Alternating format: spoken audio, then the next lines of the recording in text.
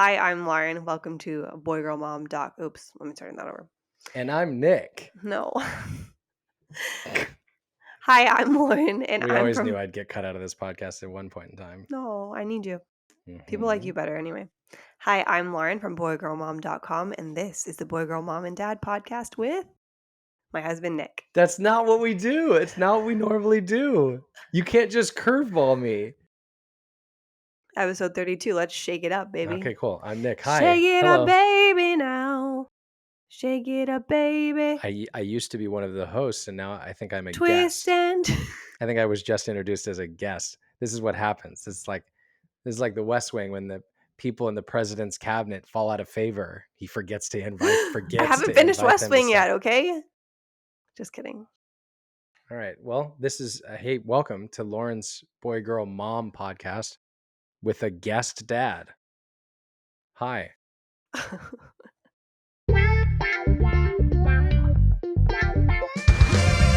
girl, mom and dad here for the good times and the bad. From gender norms and stereotypes to making sure that the butts are wet.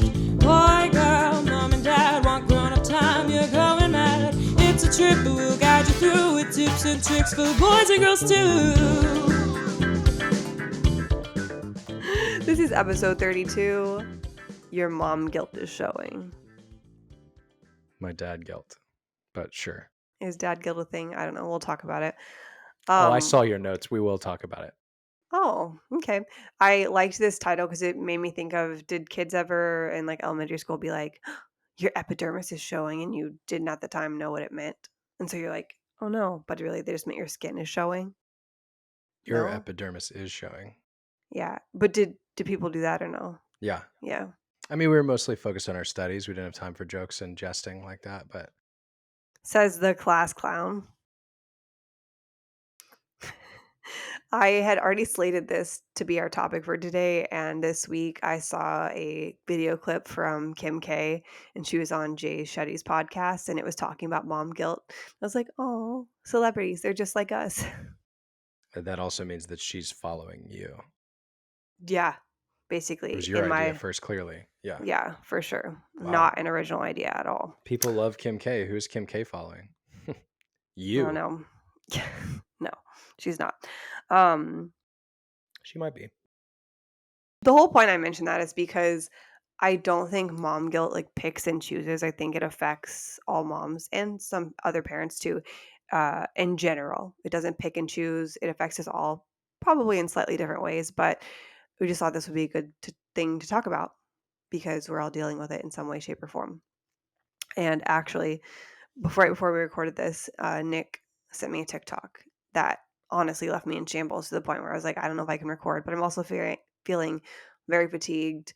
Our sleep is a little bit wacky right now, just with some sleep regression issues that we're dealing with. And honestly, I do wonder if Cypress won his kickboxing match that lasted 9 hours last night. He clearly put a lot of effort into it, and I'm not sure who won. But I do know that I lost. yeah. They're both having a little bit of sleep issues, and so we are working through that. I recently bought some new supplements to try. They get here next week. Not melatonin, but something else. But I'll, of course, keep you updated in case you deal with that too. I've tried all the lotions, all the sprays. I'll let you know how it goes.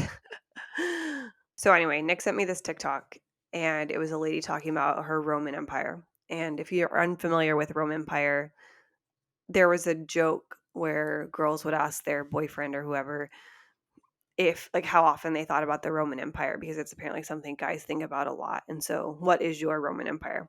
This lady was saying that her Roman Empire was thinking about when her kids were like 2 and 4, and that it was a really hard time, but like she missed the people they were. And I'm gonna cry like as she's talking about it, but she like missed the way that they were at that age. And I think it's really hard because like right now we're in like a really hard stage. But then like I don't want to miss it, and I know like I'll probably look back and like even like the newborn phase, which I think was a lot easier than the stage we're in. Like I look back, I'm like, oh, I wish I could have known them better or like spent more time, but there was just so many things going on in my head that I really just wasn't able to. Yeah, sorry for sending you that. So um And I so felt this way too, by the way. So I'm not making fun of you. I just did not put together that it would crush you before the podcast. So I'm sorry. um but like I also think I look back and want to spend time with them like I do now, but like I know them better now than I knew them then, and so it's impossible for me to have like looked back and spend the time with them now that I knew then. And so the point You is, wish you could spend the time with them when they were babies, knowing what you know now about them. yeah, and Yeah. like just what I would miss and things like that, just because I feel guilty a little bit as a twin parent. It's just like they didn't get that like one-on-one time in the same sense that I feel a little bit. Um, Not that something was taken from me, but like I don't know what it's like to just like, okay, focus on one child, and I don't have any regrets or anything like that, but like what it's like to just focus on one child, to hone in on them and like have the full attention, because that's not really something they've ever had. And so like, It's I not don't. possible. Right. And so and now we're, like, kinda making up for it. Like, I took Olive on, like, a little date by herself to the American Girl store. On Saturday, I'm taking Cypress to the Natural Museum of History in LA and see, like, the dinosaur exhibit, so we're doing it. But it's just, like, a very, I don't know, it feels like a very great time shifty area of, like, "Oh, I miss them at this age, but I love who they are now, and they would not be who they are now at that age." So anyway, I wanted to mention that, and I'll link it in the show notes, but it just, like, kind of wrecked me this morning before we even recorded, to the point where, like, I didn't know if I could record. So, And you anyway, already had a weird morning with like yoga teacher not showing up. One of the yeah. students ended up teaching you your yoga class. You got back later than you normally do. Like there's a lot of Yeah, I'm things that were in having, your like, way today, a weird allergic reaction. There's just, like, a lot of and, like, sleep is a mess, so a lot of different which is weird things. because usually with parenting, everything falls right into place and it's so perfect Yeah, and it's so perfect. easy. So, Is this podcast called the Boreal Mom and Dad Podcast? I thought it was the Perfect Parent Podcast. yeah, that's what it is. No, it's actually the Boy Girl Mom podcast with guest dad. That's what it is. No, I said I'm Lauren from boygirlmom.com, and this is the Boy Girl Mom and Dad Podcast with my husband, Nick. Yeah. Anyway, also, I like the hat you're wearing. Thank you. Do you want to ask how I felt about watching that Oh, TikTok? sorry. See, Dads don't feel guest anything. relegated to a guest. Please tell me. Usually you just say things if you have something to say, but please tell me how the video made you feel, Dad. The video made me feel like I was happy in the stage that we're in, even though it is the hardest that we've had so far. That's Right? kind of it. So you didn't, just to kind of say what I think you told me earlier, is that you didn't necessarily feel guilt. You felt good because we do get to spend a lot of time with him and soak it all in. I think this is not a comparison, like better or worse point, just based on how our life is and like how our professions are and the time we have. Um, I think that we're able to spend more time with the kids than other parents, specifically in America, are able to spend with their kids. And not because I'm not saying we're better, I'm not saying we're trying harder. It's not through any thing that we're doing. I just recognized watching that like we do get a lot of time with them, you know? Like I had a bunch of meetings yesterday and I was still able to see them a ton, even though you were the primary caregiver. So like, if we were in a situation where I had to be in the office, where both of us had to be in the office, we wouldn't have that. So I did feel a little bit of what you're talking about, where like I very much miss, like, your sister just wrecks me when she sends these like little old pictures of like from a year ago or 2 years ago where the babies look completely different and they're super cute. And like those are the moments I feel more of what you just felt, where it's like, I wish I was still back there.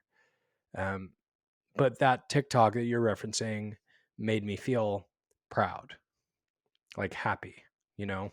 Yeah, and I think why it's hard for me, especially with those pictures you're talking about, is because it's not that I didn't know what I had when I had it, but essentially I didn't. And in the TikTok you sent me, is parenthood is a lot of goodbyes you didn't get to say. Like you didn't know you were exiting an era. You're about to cry. Is this a good time to say I didn't read the comment screenshot you sent back to me because I haven't had time? That was a different comment. That was a different Okay, well, comment. I didn't see that, and now my attitude is changing.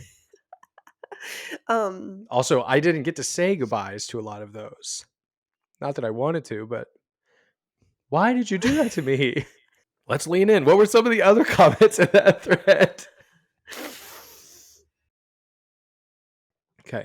Anyway, Did I I just say feel like something wrong, or are you just getting hit with a freight train of I'm just emotion? getting hit. Plus, I think I'm about to start my period, so all my Great. hormones are very. That's Anyway, great. oh man, I wonder how clear our sniffles are going to be in these microphones. All right. I think Collect. just like going back, I think going back to that time, I would have like lived it differently or just taken it in better. And I think that's why it frustrates me with the time I have now, because obviously I do have time where I'm focused on them, but there are so many distractions.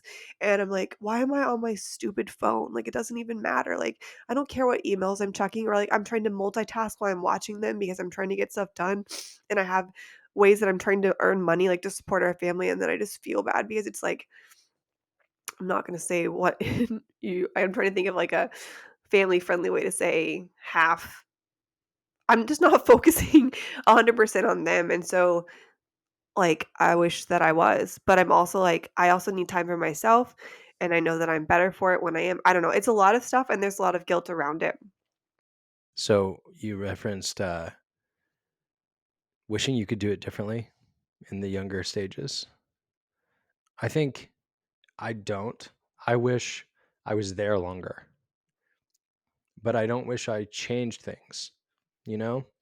I wouldn't. Because like you said earlier, they are who they are today as a result of those young stages, which we were a big part of. So getting nerdy here, your little changes of being able to go back would have changed them. I think I would just go back to relive it better, like to where like, I was more focused. You But I mean mean, pay more attention, absorb it more. Like, yeah, yeah. I fully agree with that. And I think like I was so like I didn't start to feel myself until like 18 months postpartum. And so I'm even just now physically starting to feel myself, and we're over 2 years. So like in that first 6 months, I was so clouded. I wasn't cleared to work out, so I couldn't even like do that type of thing. It was just a lot. And I would go back to like take it in more. You know that country song, like one more day, one more night. I do. Yeah. Anyway, I'm not gonna sing it. I'm a little stuffy right now because of the You cry. mean you weren't able to, after 2 weeks, go back to work and be your full productive self while taking care of a kid? Because that's what corporate America says you should be able to do. Yeah. Anyway, that is definitely another We're topic moving to for London. Big announcement. Sorry, you have to hear it this way, Mom. We're going to move to London, and then we're going to rehab the twins so we can get 13 months off. It's going to be great. Dr. Mercy, can you move with us? Anyway, let's get into the episode meat because we're not even there yet. But before we do that, we have a tiff. Every week we start off with a tiff. I sometimes am the problem. Nick is sometimes the problem. This isn't a problem from today, but it is something Nick said. I was wearing no. I was wearing this blue floral dress that I felt really pretty in with pin tuck down the front and like puffy sleeves. I'll link it in the show notes. It's a beautiful like pink chicken dress. And I was trying to decide what to wear to my event to pink chicken.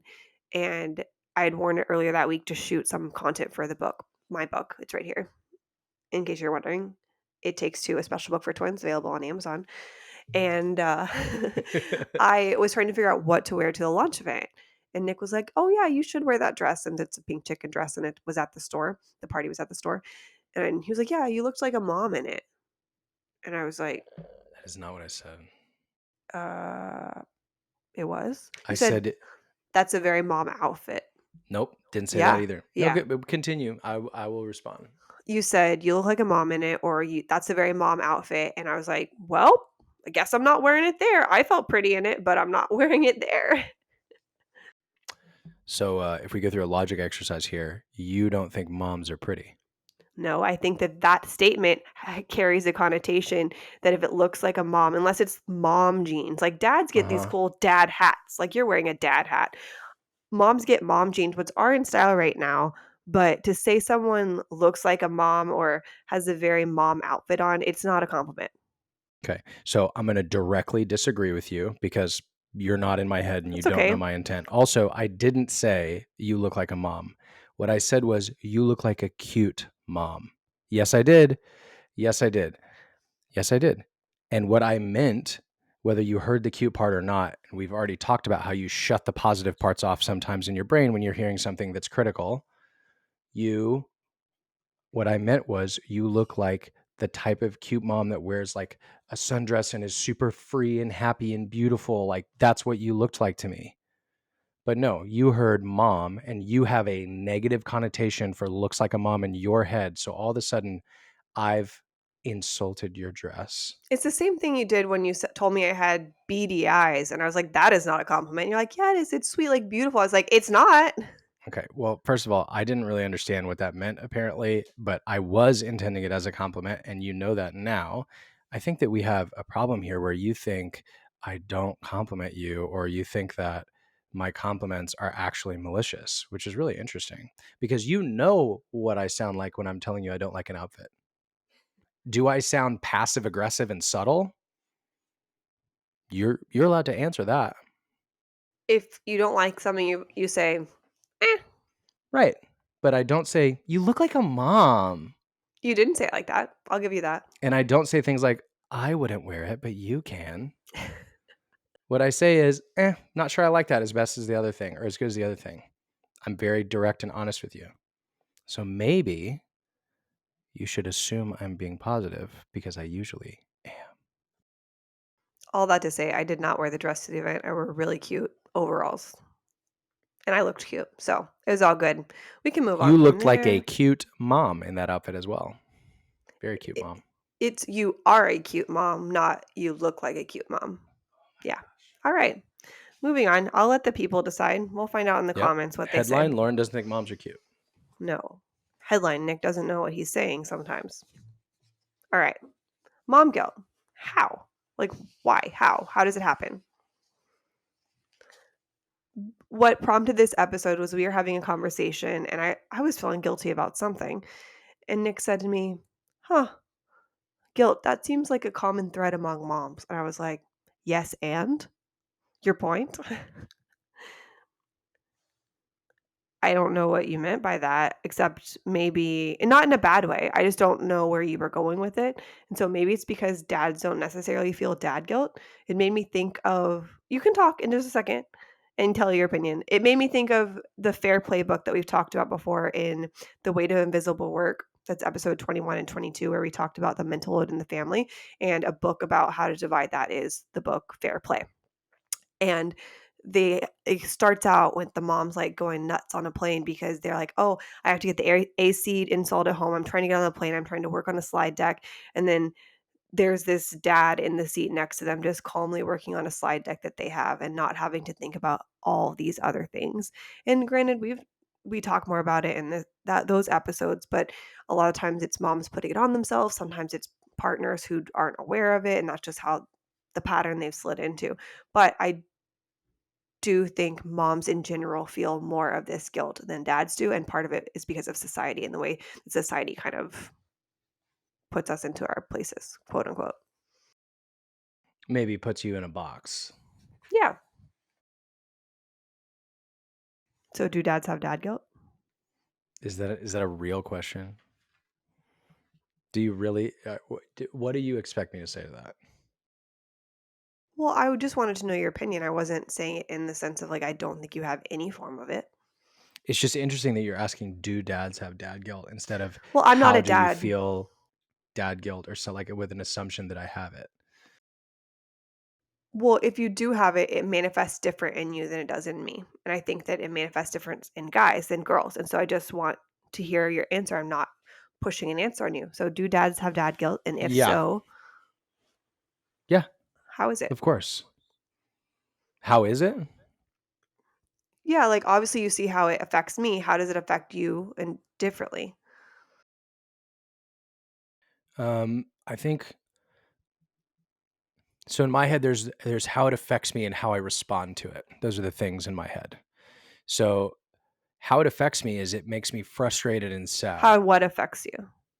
When I feel guilty as a dad, it makes me feel frustrated as though I'm not doing something to either lead the family well or provide well for the family or do something in my own life to allow more time to do something I need to do or want to do with the kids.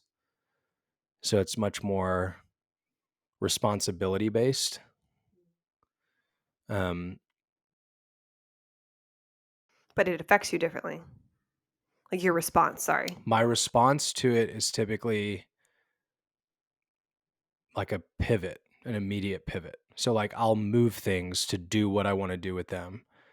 Not to make up for not having enough time, but just like it's more of like a recognition. Like if I feel guilty, like, oh, I haven't seen Cypress or Olive in X number of hours, like I've missed those hours. I have that thought, like I know you do.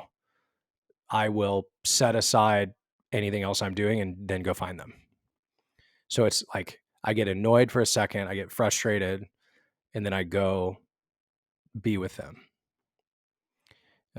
I don't typically feel like I manifest it in outward anger or outward anxiety or frustration because it's not something I assign to anybody, including myself. I don't really like blame me for it. I just get frustrated that I wasn't able to do something. But I don't get annoyed at my job. I don't get mad that I haven't done something with them. You know? I haven't fully formed these thoughts. I think, like, as a mom and as a woman, it affects me differently in the sense that it affects my entire being. I kind of shut down. I might be more frustrated. I might be really sad. It just like affects my whole body mentally, emotionally, physically. And I think you just said it yourself. You're often able to just fix it in the moment of like how you want to fix it. Whereas, like, for me, it's like, oh my gosh, I'm shutting down and I can't even fix it right now because I can't function. So one clarification, I didn't say I'm able to fix it. I said I'm able to try to fix it. I know it's nitpicky. It sounds nitpicky, but it's a real difference. Like I don't expect that I can fix missing 3 hours with my kids by going to spend 10 minutes with them. But recognizing that I have a lack of time with them in a day that's frustrating me means I should go spend time with them. So it's not, I don't have an expectation that something is broken and that I'm fixing it. I have an expectation that I can course correct when I feel off. And that guilt represents me feeling off. And oftentimes when I feel the guilt, I can't seem to course correct myself. That's all I'm saying. I'm just trying to say like the comparison between the It's 2. okay. I'm not telling you one's right or wrong. I'm just clarifying. You were clarifying what I said, and I'm telling you you missed one piece. I'm redirecting it. Yeah. I know that we're different in it. I mean, how would you say that it affects you and you respond to it? You've said pretty clearly that it's different, and you've said it affects your whole body, but how and how do you respond to it? Not necessarily well. I mean, I have breakdown, I might cry, I might need to take a nap, I might there's a lot of different things. I just meant you try to fix it and that's your first course of action and I may be trying to fix it, but sometimes I'm just past the point where it can be fixed and I just need a second to regroup. There's nothing wrong. I'm just saying like how it I'm affects not feeling people like you're differently. correcting me. I'm asking you questions about you. How, what emotion do you feel when the mom guilt hits you? I described that I feel like frustration and anger and a sense of responsibility. What do you And feel?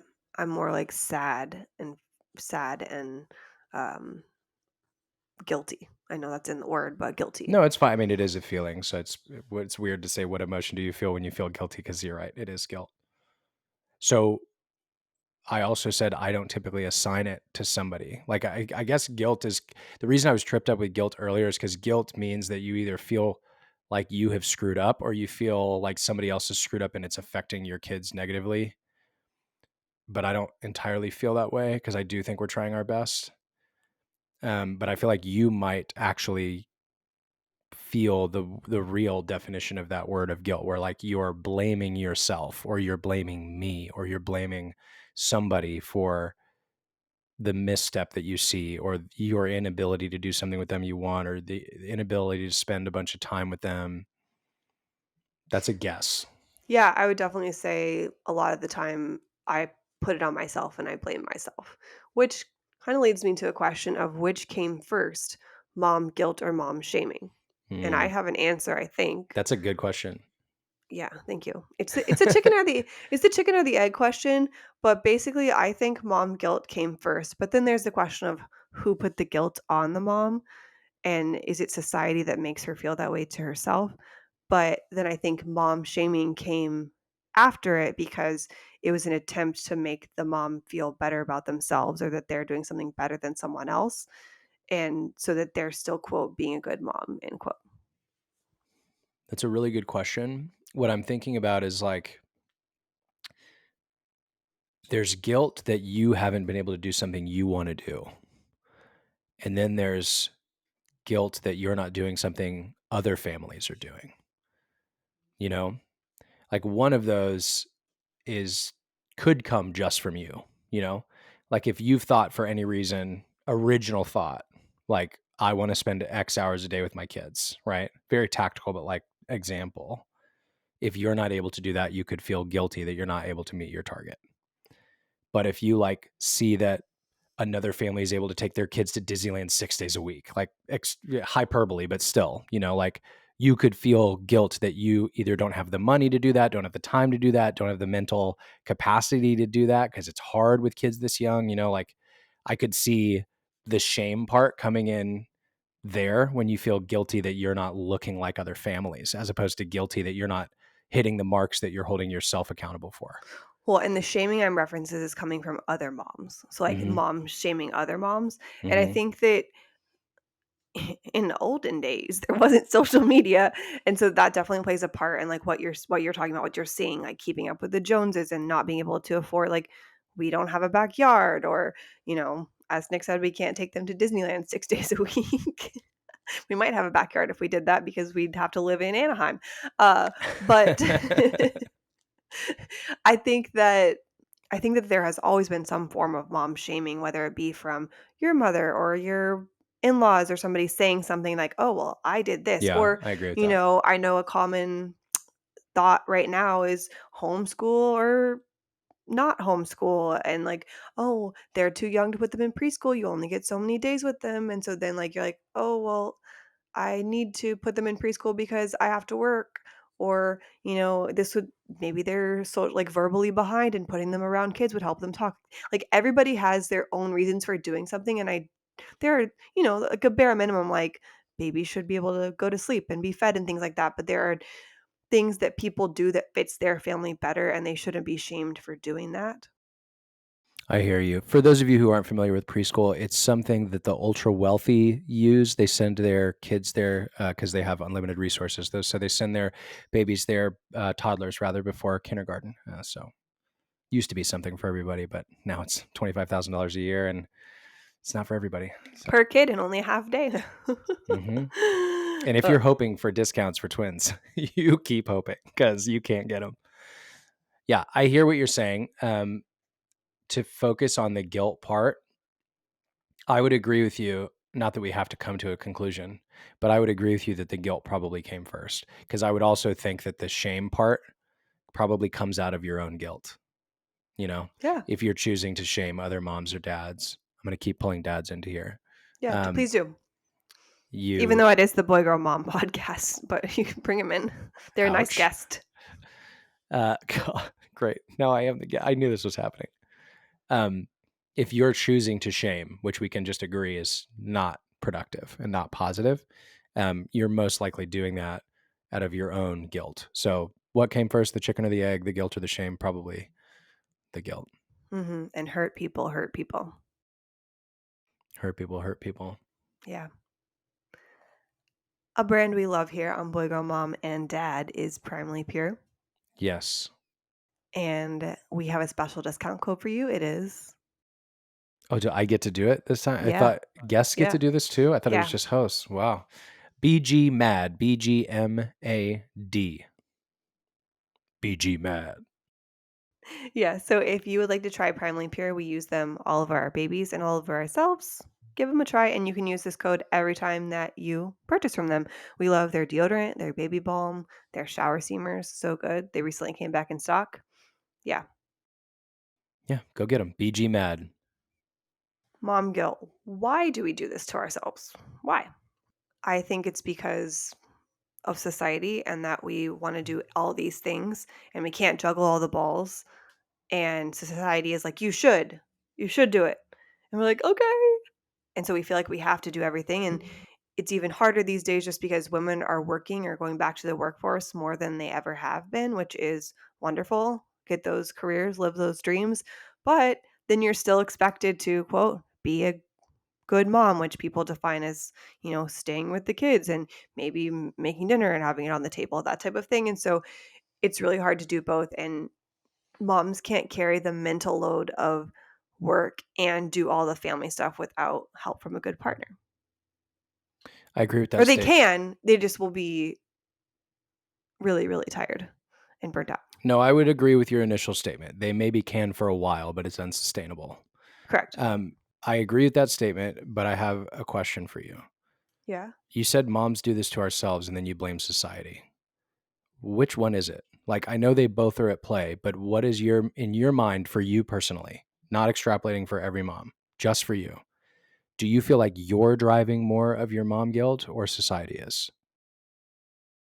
I think that I drive my own mom guilt bus, but I think that Hmm. society isn't helping, especially Sure. with social media.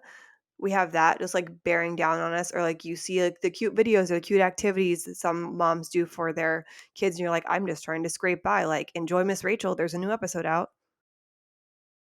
Yeah.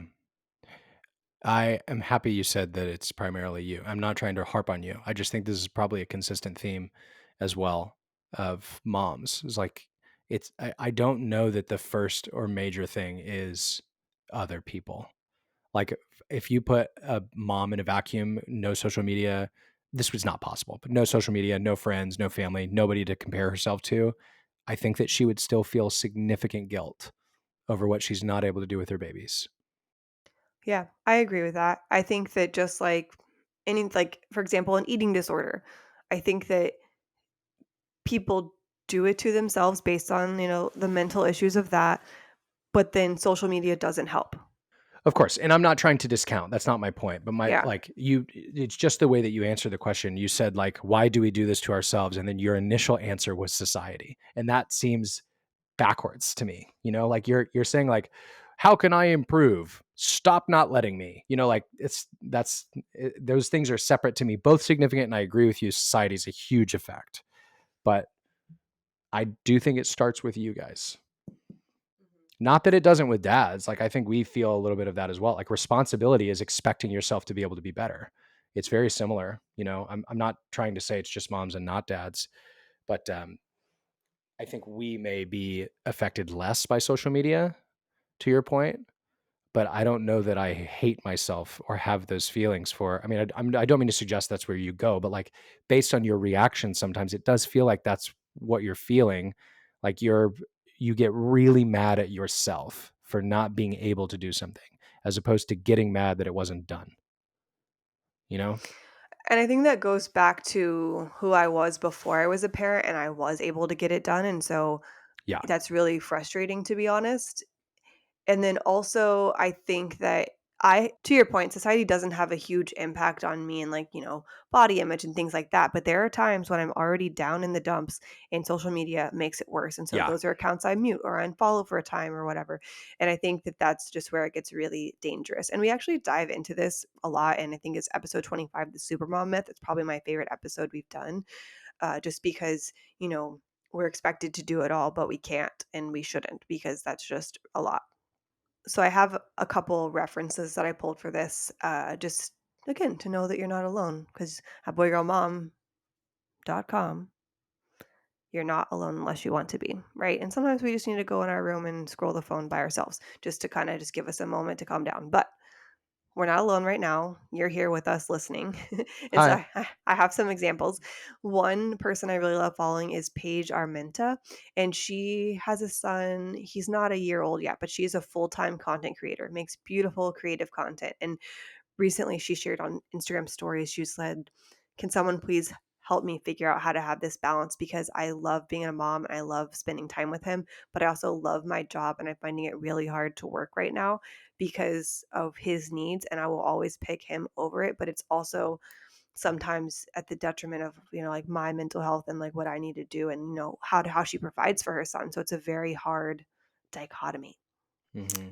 Another one that I liked that I believe you sent me the video for was Hannah Waddingham. She's famous for a lot of reasons, wonderful singer, but she most recently has become famous for Ted Lasso, and she's Rebecca on that show, and she has a daughter, and she is a single mom, and she's being interviewed by Michelle Visage's Rule Breakers podcast, and she's telling a story about her daughter who is at school and was asked who are her most inspiring people in her life or who's she most inspired by. And she said, Mommy, I said Harry Styles and you. And she said, well, I wish I was before Harry Styles, but that's, neither here nor there. I'll deal with that when I get home because she was traveling for work at the time. And they had a conversation about like, oh, mommy wishes that she was home with you. And she was like, I know. The daughter said, I know, but I know that's how like you support our family essentially. And that's kind of what has to be done.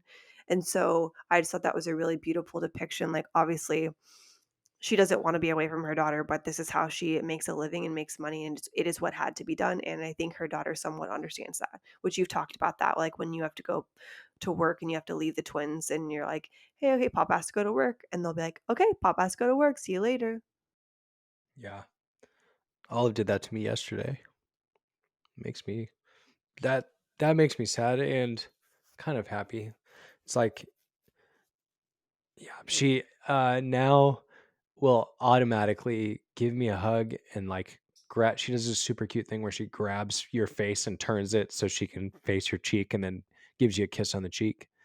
When I say Papa has to go work, she says, okay, Papa work, and then like hugs me and grabs my face and gives me a kiss and says, bye bye, Papa. And like the bye hurts because it's like, I know I have to go be away from them for a little time, but it's also like, to Hannah Waddington's point, it's kind of sweet to know like, oh, they're starting to understand. Like you can't have everything that you want. You can't always spend time with the people that you want to. You can't always not work and just play. Like, you know, I think that's something I realized very early on. I have an Instagram post that, again, weird I catalog things weirdly in my brain, and so I can remember this Instagram post, and I remember the day. It was New Year's Day, and we took a walk on the beach. I was wearing that blue beanie, and we had the stroller, and we had Dino, and we were just walking on the beach, and I just remember kind of aching. And I put this in the caption of that post, which I'll find and share. But I said, missing something is not linear. Like I said, I miss Texas and I miss my family, but I also like being here and I like being at the beach. And then I mentioned like being with the twins, and they were only around 3 months at this point. So Nick had just gone or is about to go back from paternity leave, and I was like, I really love helping people and creating things and what I do during the day, like to earn money and spend my time. But I also like being with them, and I would miss them if they weren't here. So it's very much of in the gray, which is what so much of life is. yeah. My dad sent me a video recently on realizing how a woman's brain works, and it's a mom, and she goes through this whole, I don't know if it was a circumlocution, but just this whole roundabout of how her brain worked that morning. She said, I was able to sleep in, you let me sleep in, so that was great, but then I woke up and then the whole living room was trashed because of playing, which happens with kids. And she said, then I realized I was hungry, went into the kitchen, was going to make some food, but realized all the dishes that I needed were dirty. So then I was going to put them in the dishwasher, but then it was clean and needed to be emptied. So then I, was going to wash the dishes, but then I realized, it's this whole thing. And she goes back to realizing that she was hungry and needed to clean. Or she said, like, and then because I'm going to clean, it's like, well, I need to multitask and put stuff in the laundry so that I'm using the most of my time. Anyway, that's a lot of how like I feel in general, which is just a funny way to know I'm not alone. But I read the comments and they were some good, some bad. And this one comment that I'm about to reference, I don't mean anything negative by it, but I do not think that this person had any kids. It was a woman. She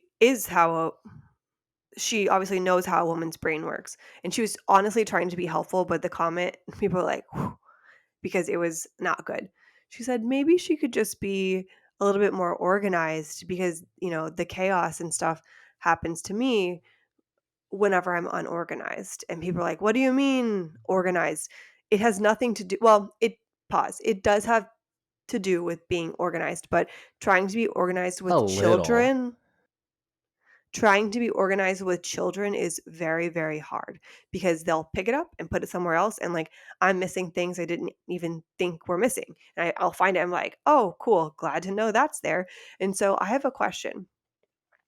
Is parenting ADD a real thing? like ADD that develops once you're a parent, because I wasn't this way pre-kids, but I am now.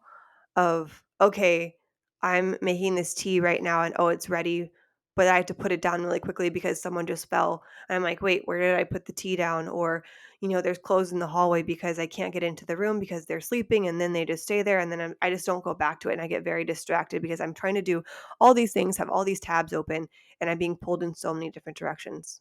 So is parenting ADD a thing? Does it develop once you're a parent? Has anyone done studies on this? I don't know that I'm qualified to answer. My guess is that it either is a new Nick is thing. not a doctor. Yeah. It either is a new thing that you get as a result of becoming a mom, especially a mom of multiples, or it's amplified. And I would submit to you that it is amplified with you. This is not a new thing. You thought I was ADD before No, having kids? just the behavior that you're describing about how one thing sets off a chain reaction in your mind and makes you feel crushed. That's not a new thing with kids. It is worse, understandably so, because our life went from like not super busy to crazy full, way too full busy. So in no way am I saying this is your fault, but I think that you have always been that way a little bit, and that you've been pushed closer to the edge now because of how much more chaotic our lives are with the babies. So it's showing itself more. I guess where it's different for me is that previously on Lost, I was able to actually accomplish things, and right now I'm just Yeah, halfway finishing things. I agree with that. That's what I was trying to say is like our life is too crazy for you to be able to catch up. But I don't think that it is a new thing that you see one or two things wrong and it makes you feel like you're crushed. I think that your brain connects the chain reaction of all of that pretty quickly. And you mentioned like being a mom with multiples, and I think, or I know, period, I know you can have mom guilt, and you do have mom guilt with just one child. But something with multiple children, especially twins or multiples, triplets, quadruplets, whatever, it leaves me or you feeling guilty about the time the kids don't have. And we mentioned this at the top of the Yeah. episode of just like, I look back and I'm like, I wish, I was able to spend more time one on one because you deserve that. The child deserves that. And that's part of the reason why, you know, Nick and I would split off like nighttime duties, and so whenever I would go in, I would nurse one and let the other one sleep. And sometimes I would wake them both up to do it, but I actually really cherish the time where, I didn't have them on the same schedule at this point. For the most part I did, but at this feeding, I would breastfeed one. And that was really, I think, good for me to bond with one at a time, even though it took literally so much longer to breastfeed than bottle feed and then do it all over again. But I appreciated it because I didn't get, like, the one-on-one time with them, and even with the one-on-one time, I still missed the other one because it was always just me and them, they were in my stomach together. There's a TikTok that you don't have mentioned. I'm not sure if I've sent this to you, but it has to do with organization and the chaos you referenced. One mom was describing how she feels guilty that her house is always a mess and that she previously was super organized and super clean, and she's just not able to be, which completely understandable. She said one of the things she felt guilty about is when people came over, that she felt like the place had to be perfect, even more perfect than previously or prior to kids, because um, she should be able to handle it. And she said one of her friends came in when there were toys everywhere and she wasn't able to clean. And her friend said, "Oh, it looks like somebody's childhood in here. It looks like home." And she said, sorry, I didn't expect that to make me sad. She said it made her feel proud that she was able to have the toys that were everywhere for her kids, You you sent know? me you sent me the one, or maybe actually my dad sent it, I don't remember, but it said, like, no, I think it was you.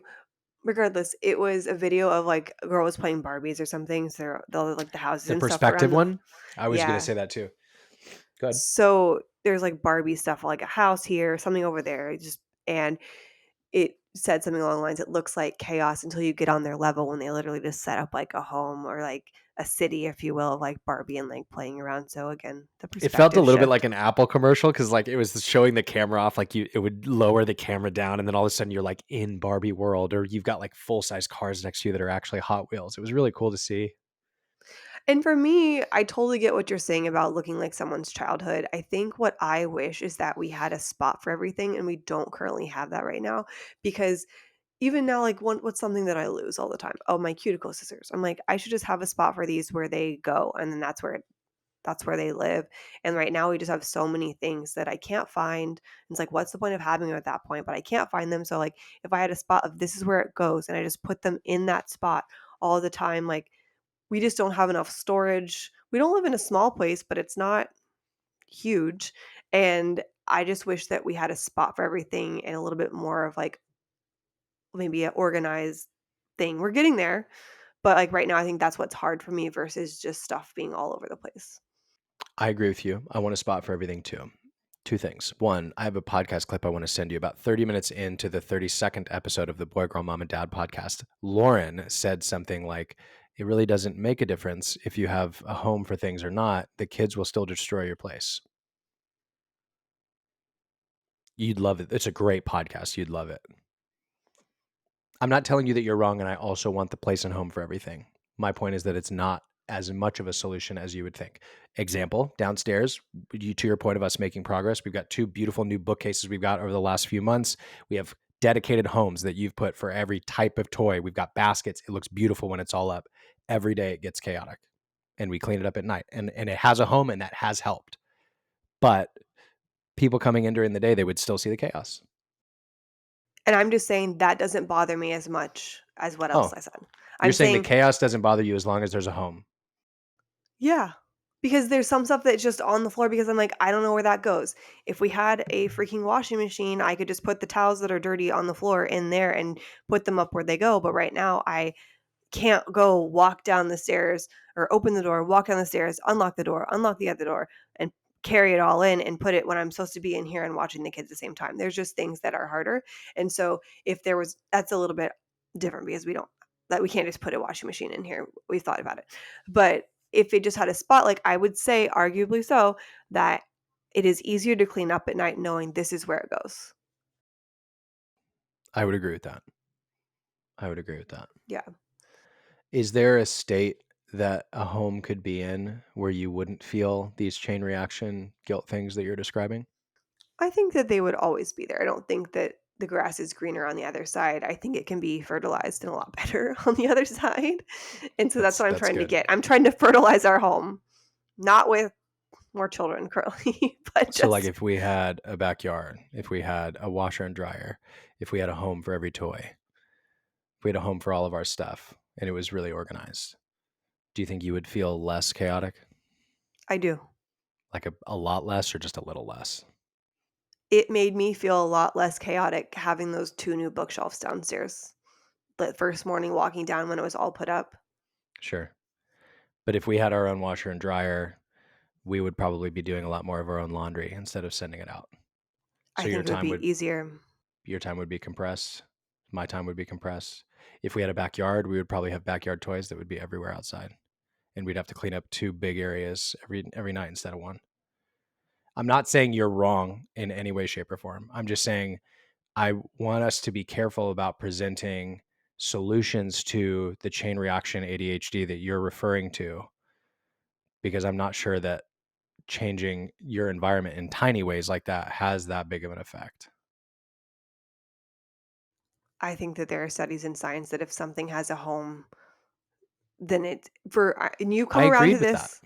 You've come around to this, but how the chaotic how the chaos of an area can make or break how you feel. So, I think if we're gonna disagree, we can just move on from that one, but I do think it would be a lot better. I'm not saying it would be the best and every problem would be solved, but I do think it would be a lot better. If you don't want to disagree and discuss things, we don't have to. But a lot of the best content we've had, in my opinion, is when we are disagreeing and discussing things. We can obviously cut this. I'm sorry that that's hurting. It looks like it's getting worse. I don't want to be moved along when we disagree with each other. I think that's you telling me to shut up. No, I just think that we've gone in a big circle, and I'm not sure what else can be said. Okay. That's Well, all. I don't think it's clear that we're saying that mom guilt is something you should watch out for and ADHD as a mom is a thing. And then we're also proposing that you can fix those things by making your environment better and working harder. When what I think we're trying to say is that, hey, everybody is feeling these things and it's okay. Give yourself a break. Do you see what I'm saying? I I'm not disagreeing with you that organizing things better is easier to clean up at the end of the day. I'm not at all disagreeing with that. I'm saying, are we trying, like, is your intent here to give little tips for people to feel less chaotic, or is it for them to recognize that everybody is feeling this way and you can give yourself a break? I thought it was the latter. I think that a lot of people can feel better knowing that they're not the only one, but that doesn't make me feel better when all the chaos and, like, the clothes are on the floor. What I want is something to try and make me feel better, and knowing other people are going through it sometimes makes me feel better and not alone if it's something I think I'm alone in, but I think a lot of people go through this, and it doesn't have to be even necessarily nicely organized, but having it off of the floor and out of my sight is really helpful for me personally. Again, never disagreed with that. And I actually do agree with it. I don't disagree with that. I feel like you're telling you think I'm telling you that we shouldn't have things organized and we shouldn't try and clean up and we shouldn't have things that would help us. I'm not saying that. I'm just saying that's focusing. It feels like it's focusing on tiny band-aids instead of the actual issue. Like you had a more positive emotional response to me telling you about the TikTok of a friend walking in and saying this feels like a home than you did referring to organizing our living room. I'm not saying that you're wrong and that it's not productive to do those things. I'm saying one of them has a bigger impact. At least it does to me in my mind. I Maybe think it's different for you. the fixing for me has a bigger impact. I know that our friends don't care if they walk in and see it. They just like want to come in, hanging out. I know they just want to come and hang out with us and see us. But at the same time, some part of that isn't cleaning house for them, it's cleaning house for me so that I can live and breathe. Okay. What I worry about is that we're setting an unreasonable expectation for you and others if we're saying that. Because it goes back to you saying that things should be organized and clean, which No, I say find what is your organized and clean. And a really, I'm thinking of the book. I think it's called How to Keep House While Drowning. And there are things in there that I didn't deal with. But if you're anxious and depressed, like it's a really good book to read. It talks about the person who can't find the energy to put away plates, and so it just stacks up in the sink, and they do better with doing it all at once at night versus during the day. Whereas for me, I'm like, no, I'm going to do it right now. If the dishwasher's like clean and emptied and I can use it, I'm just going to load it now because that makes more sense for me and my brain. But I know that's not for everybody. And so, for that person, it probably does feel good to know that they're not alone, and the little steps that they can take to feel better. But for me, it is my goal for everything to have a place, and we aren't there yet, but it's because we don't have the time yet. And yeah. so it may surprise you to know that I have a similar goal in my mind. Like I feel like you think I'm against you in this, and I am in no way against you in this. Um, Maybe I'll ask this question in a different way. If I agree with you, which again I do and have multiple times, if I agree with you that organizing a small part, getting a bookcase, keeping the kitchen clean every night, having a tidy up every night, those little tiny things, those are wins and they do have an impact. I agree with that. How do we also avoid the chain reaction if we're not able to do those things all the time? Or we recognize that we haven't been able to organize a specific corner of our homes? How do we stop the chain reaction thinking that you've referenced earlier in this podcast? Because you also said that it's not attainable to expect all of those things to be fixed and to expect yourself to have a perfect environment. So this is what I'm trying to say of like fixing the source of the problem as opposed to just chipping away. Both are probably helpful. I think both are helpful. I think what I meant is like you can't snap your fingers unless you're willing to pay somebody to come and do it for you and have it done. But I think chipping away, like the next thing is our closet, and just like getting all of that, like getting out the clothes, organizing the floor just so we can breathe. Because this morning, like it doesn't always set a chain reaction. This morning when I came downstairs, the dishwasher hadn't been run, so I couldn't empty it. And then the pan was still in the sink from last night. So it wasn't done, but I wasn't upset about it. It was just like a okay, we'll deal with this later type of thing. But it didn't set me off. It's just I know that it will happen sometimes. And I think you do have to have that mindset. But like I do think that it will overall be better. I mean, if think about our friends who in Dallas who we were just with, and they're like, "Yeah, the organizers asked to do the playroom," and I said, "No, don't do it." Their playroom still looked really good because everything was up and away out of sight. It may not have been organized like perfectly like a Kardashian's pantry, but it still was up and out of sight, and that is my goal, to not have the clothes on the floor, to like everything to, like, to be in a spot, while knowing that it will sometimes be that way, but it's easier to get back to the quote better time, not perfect, but better way to have it everything off the floor when everything has a spot, and that's all I was trying to say.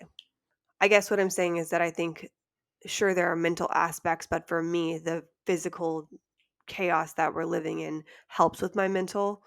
I think you can do mental exercises all day long and yeah, box breathing and all that can help, but if you're still living in the I don't know, quote unquote filth, it can still affect you and still does affect me. So my bigger impacts are getting the furniture and, like, putting it away and just getting stuff off the floor and knowing that it has a spot because then I can freely think and I'm less testy.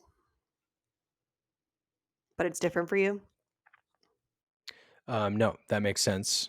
Um, I think in addition to that, and however whatever positive impacts that has had on you, what I'm trying to say is that I think that you have made massive positive mental strides that are not directly related to organization in how you respond when something does not go to plan, or when there's more of a mess than you expect, or something isn't in a home, whether there's an organized home for it or not.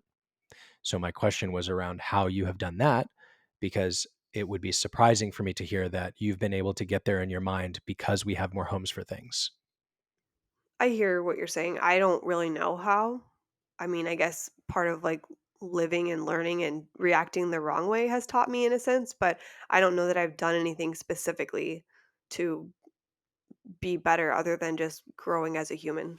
You don't say something different to yourself when you see the sink isn't clean like you would expect it to, as compared to a year ago. I don't know what I said to myself previously. I mean, it You does said to still affect. yourself previously, this isn't done. It should be done. Why isn't it done? We never have a clean house. It's the chain reaction that you just described earlier in the podcast. Yeah, How did it's you not have that this morning? I have no idea. I don't have an answer for that. Well, however you've done it, I think that it's a good thing. I was surprised that you were not upset with me on Tuesday, even though we were both put in an annoying position. I thought about it, but I just thought about how our lives have been the past several months. So I think putting yourself in someone else's shoes or trying to understand or, knowing if they're always on your team or not helps process that. And so if you're able, I think pausing before anything is helpful. It's like pausing before react is really helpful just to see. I could have easily said something and I definitely thought about it, but it wasn't like I'd seen you just sitting on your phone scrolling TikTok all day. That would have been frustrating, but you don't do that. Yeah. And so this whole section is on multiple children, and I think with more kids comes more mess and lovely mess, but it's still more mess and chaos and more guilt. And so I had screenshotted it, but a online friend, Kristen, a Midwestern Mix is her handle. She has I guess I don't know if they're 2 already, but 2 twin boys, and then she just had a 3rd boy, a singleton, and so she shared something recently about how twin mom guilt is different. I'm not saying it's better guilt or anything like that, but it is different in the sense of, not getting to, like, hone in and learn milestones and things like that as a first-time mom, and she was saying how with her 3rd child that who is a singleton, just 1 kid, she was like, "I did a bunch of different things that I thought I'd always be able to as a mom, like contact naps and things like that." And she just, like, soaks it all in because she didn't get that with her twins, who she obviously loves and things like that, but there's I think, a different kind of guilt associated with that. Um and even, like, I was talking to our friend Nia, who actually just launched a podcast. Hers is the Hold My Crown podcast. I'll link it. And she has a singleton boy, Asher, who is a little bit younger than the twins. So he's 2, and or my twins. And then she has identical twin girls. And we were voice memoing late one night, and she said, one of them smiled at me, and then I looked away to the other one who also smiled. And she's like, I just turned my head from a smiling baby to look at another one.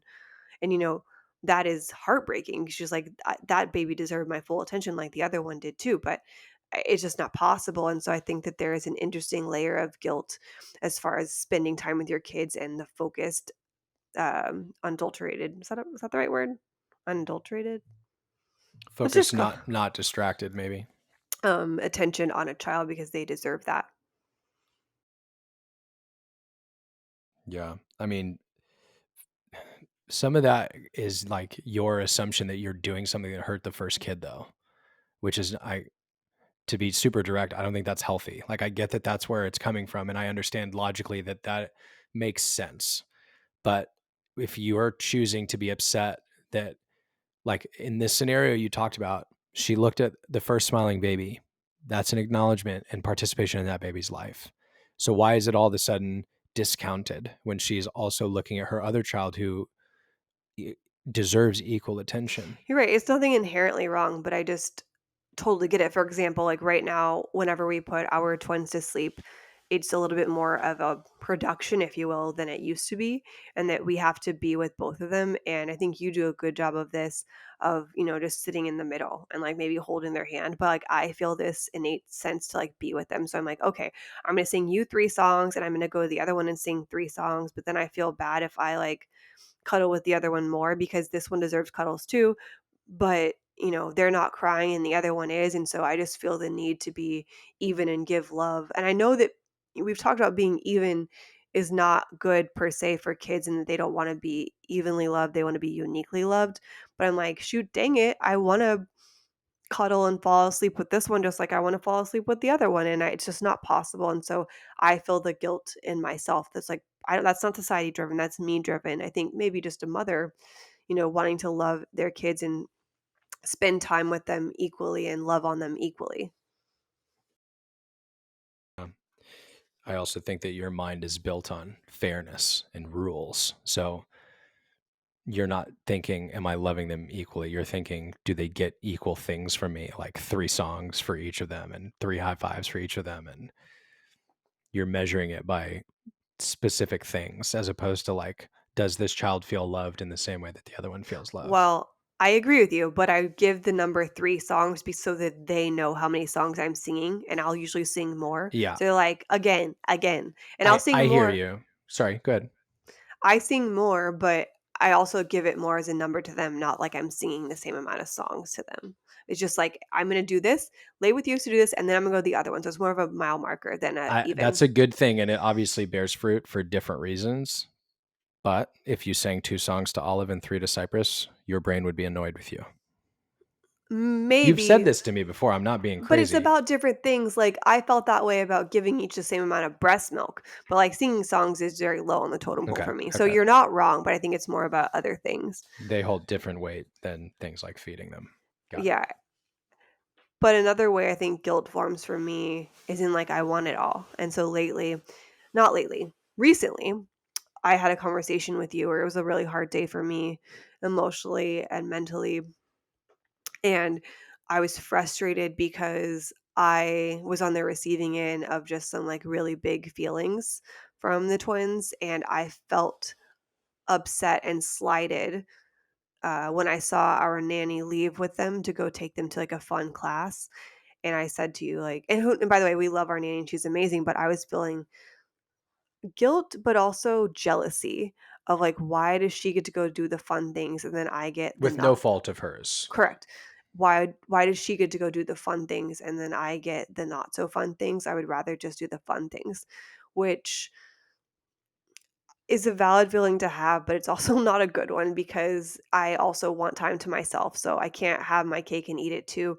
But I was texting with Natalie Diaz, who's the founder of Twiniversity. I was texting with her the other night and she was like, that's just them like feeling 100% safe with you and you get their realness and they don't have to fake it for you. So it's like a good thing. I'm like, I hear you. It's just hard. I mean, I don't think that statement is supposed to make it less hard. It's not less hard when you come home to a super dirty house or you put them to bed and all their toys are everywhere. It's not less hard. But if you know what it means, it makes it feel better. Yeah. And then the other question I asked you recently was around the whole mommy drinking culture, and I was like, "Is this why moms at the end of the day are like, "Oh, mommy needs a glass of wine," because I have these two-year-old days have left me very overstimulated, and at the end of the day, I'm buzzing, and I'm just like not from alcohol, but just, like, body buzzing from overstimulation, and I'm like, "Oh, I can see it." Like, they need something to wind down and just, like, take the edge off and just come down because whenever whether it's nap time or at the end of the day, I'm coming out of it and I need to at least 30 minutes probably just to be before I do anything that I need to do other than eat. And I need a minute. And so I'm like, okay, I can see how like the mommy drinking culture occurs. But I don't do it and I don't want to be involved in just like I have to have a wine to like wind down and relax. But I'm like, what else do you do? Right now it's really just me, I think, scrolling mindlessly. I guess some people work out and things like that. But if you have something that you do, let me know. Maybe I need to meditate at the end of the day, I don't know, but I could definitely use it because I would rather be a little bit more productive with myself than just, scrolling, and I'm not against productivity. I'm not having to be productivity, I'm just saying, "What can I do that's good for my body?" Like meditating or something like that. I think what you're saying is what would be good that's good for your mind. Yeah, mind and body. You said you're feeling buzzing because you're overstimulated. Overstimulated is not a physical thing. Yeah, it is. I mean, you might feel I feel tired and it achy, but physically. I feel it physically, but I also feel like you wouldn't whenever think it's primarily a mentally thing though, even if there's a physical aspect to it. Like if you're overstimulated, you're not able to talk to me, you're not able to do anything else. Like it's not like you've been lifting weights for 3 days and all of a sudden your body's weighed down. It's not the same mental thing. weights. Right. No, That's I that's what I'm understand. saying. It's mental weights. I'm just saying I'm feeling it physically at this point. That's all I'm Sure. saying. And I think to your point about the alcohol, it's not the alcohol in the wine that's helping you. It's the ritual of relaxing that is associated with being able to sit and have your glass of wine and do nothing. No, I think people look to alcohol for the relaxing I know aspect. that they do. I'm saying you don't. Correct, correct. Yeah. Yeah. But I mean, something I have looked at is really want one of those sauna blankets, the higher dose sauna blankets. That's supposed to be really good. So maybe I'll get one of those and that's my 30 minutes or 10 minutes after the fact. Yeah. I mean, those can be expensive, but I get it. I also think it would help or I've talked to my doctor and help my ulcerative colitis, so I think it could be an all-around good purchase. Yeah. Yeah, I hear you. We'll See keep what you our insurance updated. says. No. I know you pay for insurance, but That's their you're not getting default. it. I'm still fighting. For those of you who have heard our previous episodes where insurance companies and dependent care accounts like to deny multiple claims for twins or multiples. I'm currently fighting with that. I made a claim for money we put into a dependent care flexible spending account, which is directly for childcare and kids. And one of them got approved and the second one got denied because it was the same dollar amount, but it was for a second kid, separate receipt, separate dates, like completely separate. But the initial, it's always like, nope, can't have two of those. You get one. Like, well, I have two kids. Anyway, Yeah. venting. Mhm. I think that's all we have on the guilt section. We really just wanted to talk about it because we know it affects everyone in some way, shape, or form, and to kind of normalize it and know that it's common, but know that we can get past it. And so, you know, I think some of that and getting past the guilt knows on getting past the guilt is knowing that every family has to do what's best for them and that looks different. And then also make sure to take time for yourself and fill your own cup so you can fill other people's cup. We talked about in last week's episode on your children's love languages to make sure your love tank is full. And I think that helps with guilt because when it's empty, I think is whenever the guilt can creep in and be worse. Wouldn't you say? Yeah, I would agree with that. I also think like something we didn't talk about is give yourself a break. Like mom guilt is very personal. We've talked about it for like moms compared to dads, but um, the way you described it for moms, it's like you're assuming that you can do better and you're mad at yourself for not being able to.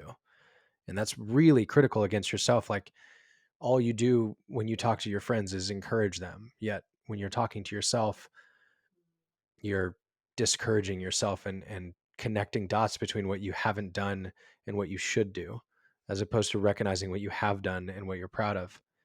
Like give yourself a break. So you're meaning like cutting slack, not like a physical 10-minute timer break, right? Right. Cut yourself some slack, give yourself yeah, I mean, don't be critical of yourself is what I'm saying. It's okay to feel like, "Oh, I wish we did this," or "I wish I had more time," or "I would," that's fine. But Yeah. going the next step to like, "I'm terrible. Why didn't I?" Like, Kind of like you said at the beginning of like you can feel the feeling, acknowledge it, it's valid, but then try to move on from it and fix it as best you can and yeah. don't dwell on it. And that's probably the biggest thing there. Yeah.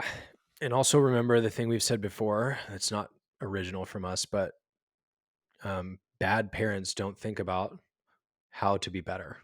And if you're guilty, you're expecting yourself to be better and you're mad at yourself for not being good enough. Just having those thoughts means you're intending to be a good parent and that you're probably doing a great job. Yeah. Yeah. So if you haven't heard it today, you're doing a good job and thank you. Something that I know people guilt themselves about sometimes are like what their kids eat or what they don't eat, rather. And we talked about that a little bit at the end of episode last time and how to have, quote, good eaters. But I saw something on Instagram this week that I really liked how she phrased it. Her name is Sarah and her handle is Simply Real Health. I've done or gone to an event rather that she did with Primally Pure, and she has a lot of yummy recipes and things like that.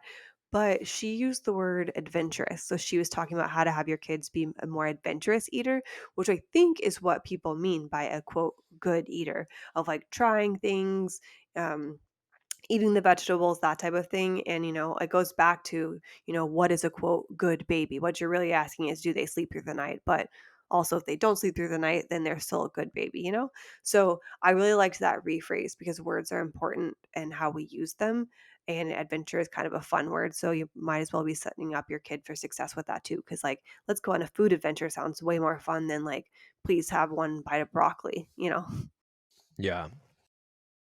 And I would also just say like let them be adventurous too. I know you said being adventurous is a good thing, but like I've caught myself doing this recently. Like if they say they want a bite of something, it is okay to let them have a bite to a point. Like, I put hot sauce on my breakfast burritos. So my knee jerk reaction is like, I don't want them to taste it because it's going to hurt their mouths. But we've also kind of seen that like Cypress likes salt and vinegar chips that are a little like feel the same in your mouth.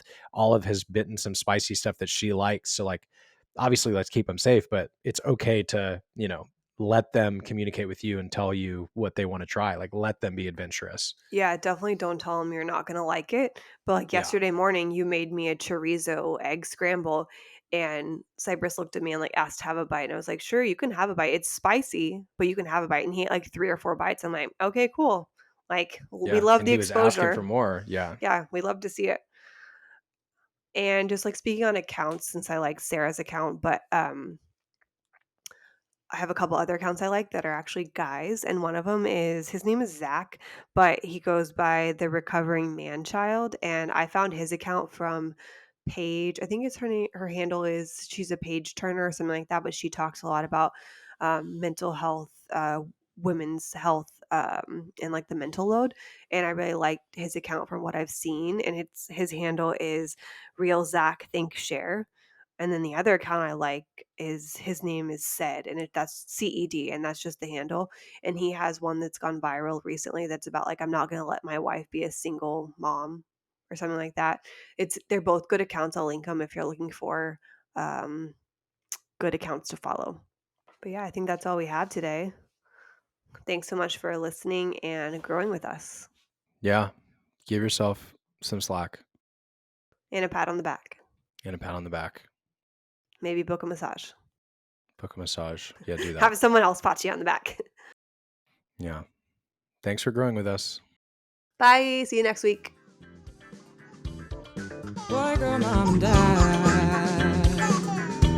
Gotta wash those butts together. it's a trip, but we'll guide you through with tips and tricks for boys and girls too.